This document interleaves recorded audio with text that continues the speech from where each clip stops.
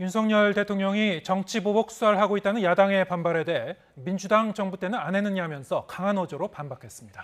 문재인 정부에서 임명돼 임기가 남은 방통위원장과 권익위원장에 대해선 국무회의에 올 필요 없는 사람들이라고 언급해 사실상 사퇴를 압박했습니다. 박소정 기자입니다. 용산 대통령실 출근길, 윤석열 대통령은 백현동 비리 의혹, 산업부 블랙리스트 의혹 등에 대한 최근 수사를 놓고 정치 보복이라는 야당의 반발에 정면으로 반박했습니다. 정권이 교체되고 나면 형사사건은 과거의 일을 수사하는 것이지 미래의 일을 수사할 수는 없는 것이라며 이같이 반문했습니다. 민주당 정부 때는 안 했습니까? 그러니까 그거는 정상적인 사법 시스템을 자꾸 이렇게 정치 논쟁화하는 거는 저는 바람직하지 않다고 생각합니다.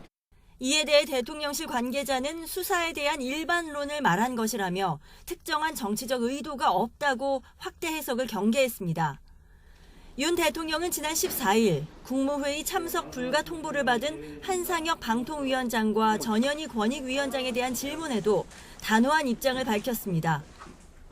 비공개 논의도 많이 하는데 그래서 굳이 올 필요 없는 사람까지 다 배석시켜서 국무회의를 할 필요가 있나 하는 생각은 있습니다. 국무회의에서 이런 인사들이 앉아있으면 다른 국무위원들이 주저할 수밖에 없다고도 언급했습니다. 문재인 정부에서 임명받은 두 위원장은 임기가 1년가량 남아있습니다. 직접 나가라고 말한 건 아니지만 물러나줬으면 좋겠다는 생각이 드신가요? 그러면 임기가 있으니까 자기가 알아서 판단할 문제 아니겠습니까?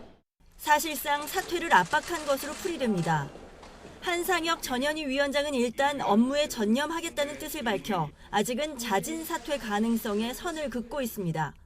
대통령실은 상식선의 이야기라고 거듭 강조하고 있지만 대통령의 발언은 정치적인 해석을 낳을 수밖에 없습니다. 그런 만큼 야당 측 인사를 직접 겨냥한 언급은 통합 행보에 부정적인 영향을 미칠 수 있다는 우려도 나옵니다. YTN 박소정입니다.